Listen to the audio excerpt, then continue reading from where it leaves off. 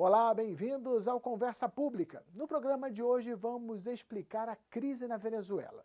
O petróleo domina a economia do país e representa praticamente a totalidade das suas receitas de exportação. Mas na última década, a produção do recurso entrou em colapso e o país mergulhou em uma profunda crise econômica.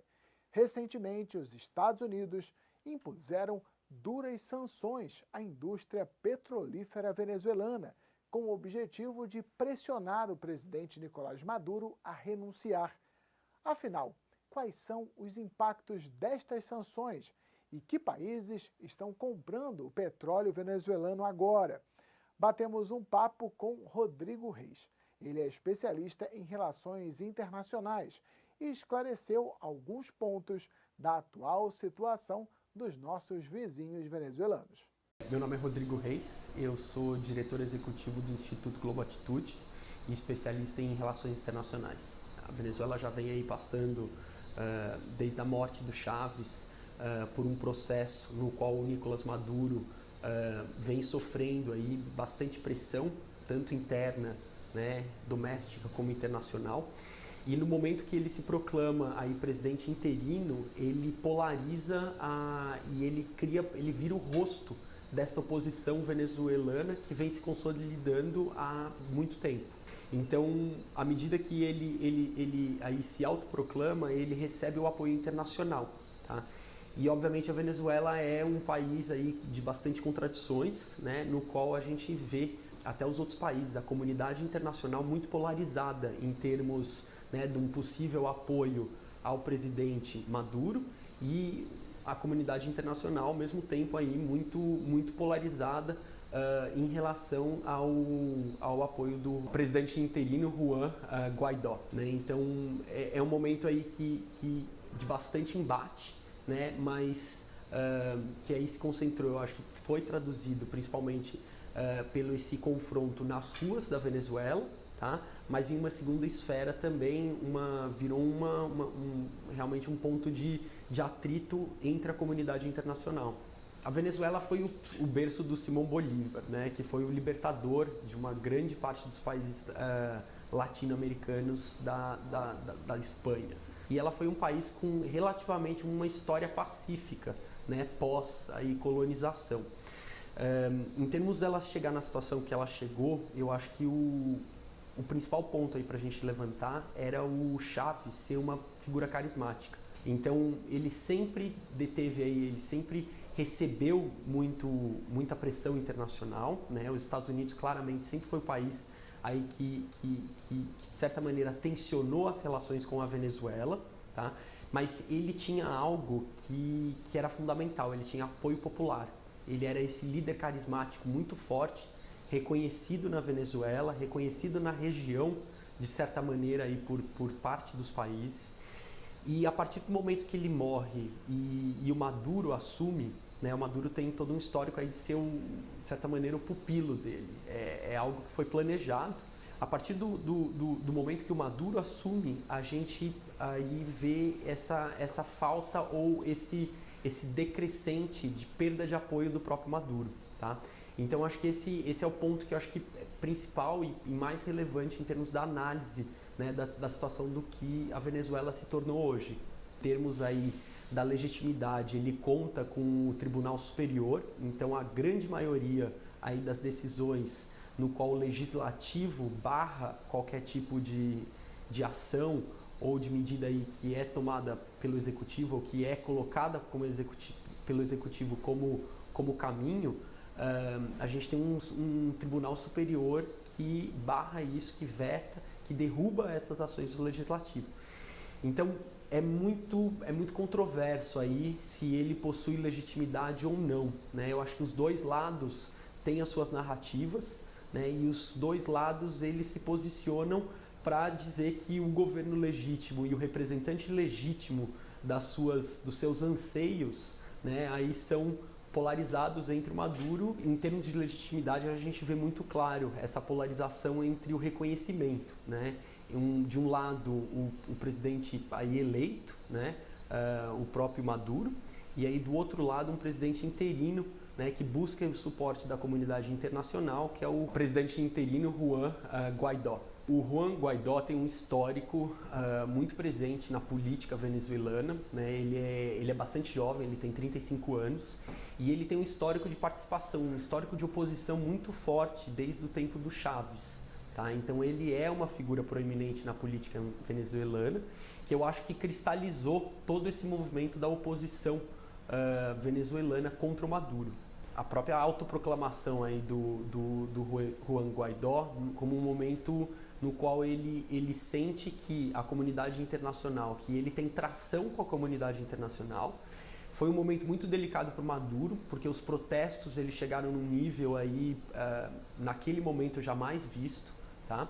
E eu acho que ele vê uma oportunidade, ele vê realmente a oportunidade de virar o rosto dessa oposição, se relacionar com a comunidade internacional, angariar esse apoio que ele vem buscando desde o primeiro momento. Tá? Então acho que fica muito claro que o momento que ele se autoproclama, ele já tem, a gente tem o presidente Trump entrando muito rápido nesse momento, já declarando o apoio, o suporte internacional americano. A gente tem o próprio presidente Bolsonaro também agindo muito rápido nessa declaração.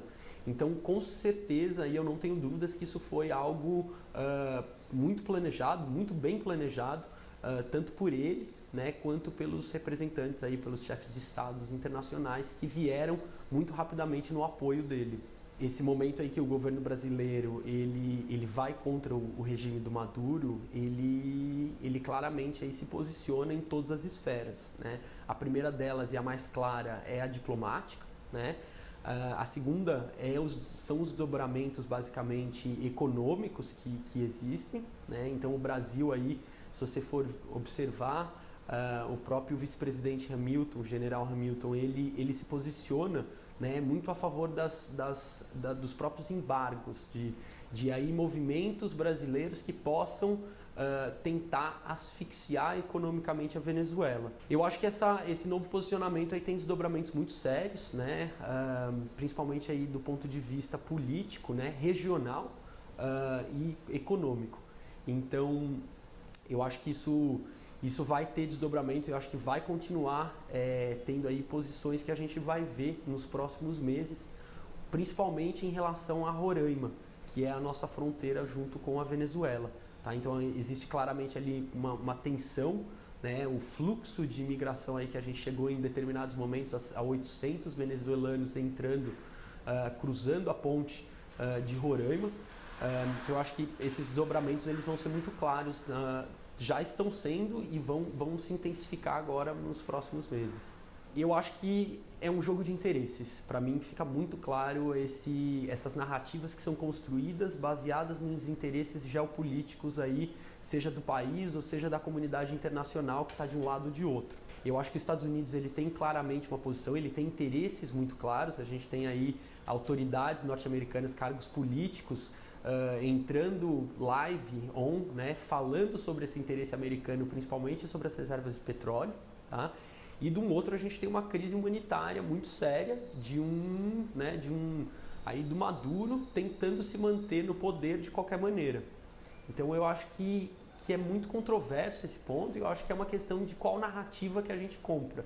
Né? Qual é a narrativa? A narrativa é de um governante legitimamente, democraticamente eleito, que está tentando se manter no poder contra toda a comunidade internacional que aí tensiona e apoia o seu opositor, ou a gente entra numa narrativa realmente do povo venezuelano tentando se libertar, né, das amarras de um ditador e aí tentar ganhar sua legitimidade, sua independência, derrubando Maduro, né, e colocando aí as duas vias muito claras, chamando uma nova eleição democrática ou colocando esse rosto, né, o presidente interino no poder automaticamente. Então acho que é muito uma questão de qual é a narrativa, qual é a perspectiva que nós compramos. A comunidade europeia, a União Europeia, quando ela entra, isso aconteceu aí no começo do mês, o primeiro ponto e o principal ponto para um posicionamento claro da União Europeia e países europeus é imediatamente a chamada de novas eleições.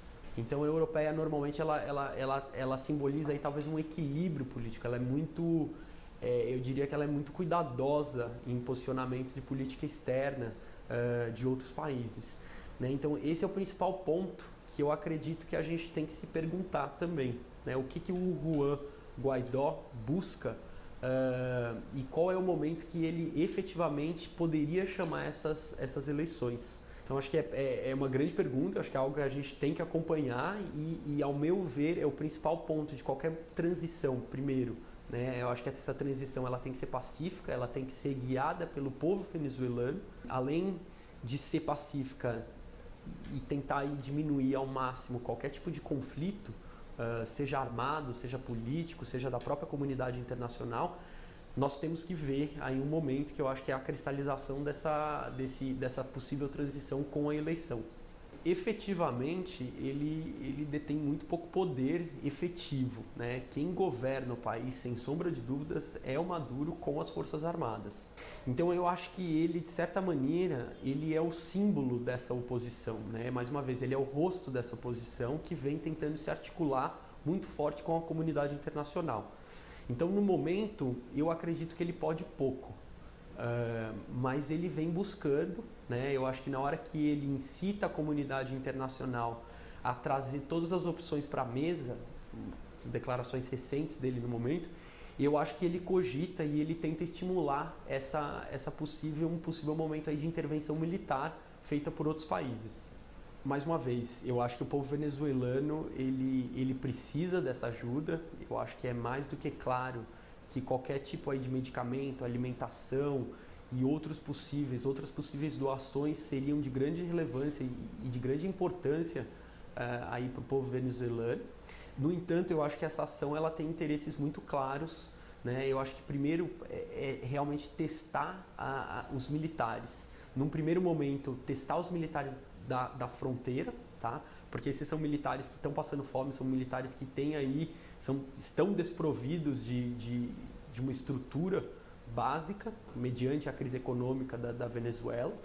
Então, acho que no primeiro momento a ajuda humanitária ela testa os militares do espaço da fronteira, mas eu acho que de certa maneira ela testa também toda a cadeia do comando militar da Venezuela, que é de grande maneira aí quem dá suporte à permanência do Maduro. De certa maneira, ela cumpre um papel inicial e eu acho que primário de aliviar essa necessidade tanto dos militares como do povo venezuelano, mas ela não é simplesmente algo que é dado sem interesse, né? Eu acho que ela tem um interesse muito claro, que é desafiar o governo do Maduro, que é testar os militares da fronteira, né, e testar de certa maneira também os militares, as forças armadas em geral. A comunidade internacional ela não tem aí, a não ser que seja decidido, né, algum país unilateralmente ou multilateral a entrada do país em uma possível intervenção militar, a comunidade internacional ela coloca peso político, ela coloca peso diplomático, aí por meio de sanções, por meio de condenações, por meio de... Ela efetivamente não tem nada... A Venezuela é um país soberano, né, que é respeitado, que é reconhecido. Então, a não ser que ela comece a transitar, existem mecanismos intermediários de pressão, como embargo, ela pode fechar o espaço aéreo, ela pode impedir a entrada e a saída de grandes carregamentos marítimos para a Venezuela. Mas a não ser que ela efetivamente entre, ela vai colocar pressão. Basicamente é isso que ela consegue fazer nesse momento. Bom, acho que ela gera um ponto de tensão. Eu acho que, sem dúvida, é mais um espaço de disputa, né? Um espaço de poder no qual a gente vê uma polarização clara. Assim como foi a Síria, assim como foi diversos momentos históricos no qual determinados países recebem o suporte de um ou outro, né, ente, país, dessa polarização que existe aí desde a Guerra Fria. O contexto atual, ele não é a ponto da gente ficar efetivamente preocupado, tá? Mas eu acredito que ele adiciona, sim, uma pauta de tensão aí na relação dos países e a relação entre esses polos que normalmente aí se colocam de maneira muito rápida e muito oposta, né, com conflitos nacionais. em outros países. Eu acho que o interesse primário aí é geopolítico, tá? Então, é realmente aí países que querem ver os seus interesses serem defendidos, né, inicialmente aí dentro da Venezuela, mas a gente sabe que não é só Venezuela, que isso existe todo um contexto da comunidade internacional. Então, assim, China, principalmente, tem aí estimado, né, entre 50 e 67 bilhões de investimentos na Venezuela. Tá? Esses foram os empréstimos do governo chinês à Venezuela. Grande parte disso já possivelmente foi pago, não existem números claros em relação a isso. Isso é uma coisa muito curiosa também, porque normalmente a China é de certo ponto transparente em relação a investimentos econômicos. Tá? Mas a gente não tem dados concretos nesse sentido. Mas o investimento foi muito alto, né? E existe, obviamente, um interesse da China de ver ali as suas prioridades sendo defendidas. A Rússia, em menor escala, tem um investimento menor na Venezuela. Então, acho que, sem dúvida, a gente poderia ver uma análise econômica, né, da defesa dos interesses aí, com a permanência do Maduro, uma defesa dos interesses econômicos desses países. Mas eu acho que, sem dúvida, um caráter geopolítico, né, de antagonizar os Estados Unidos, de se opor aos Estados Unidos, aí, que possui interesses econômicos muito claros na Venezuela também, eu acho que tem um papel aí muito importante nessa análise. Né, a posição ideal para resolver esse conflito se baseia muito aí na narrativa que as pessoas acreditam. Elas acreditam que Maduro é um representante legítimo do povo venezuelano, ou não, ele é um ditador que precisa ser derrubado e as eleições serem convocadas. Varia muito da narrativa talvez aí da análise histórica que cada um compre em termos do que está acontecendo na Venezuela. Eu, pessoalmente, acredito que deva existir uma eleição, as eleições devem ser abertas novamente, tá? Eu acho que a oposição ela tem aí um papel muito forte. A gente precisaria de eleições democráticas, supervisionadas aí por entes internacionais, para realmente aí ver, né, internamente o que está acontecendo, como que essa eleição está sendo conduzida, mas eu acho que uma transição pacífica para uma chamada de novas eleições democráticas e supervisionadas seja o caminho para a Venezuela agora.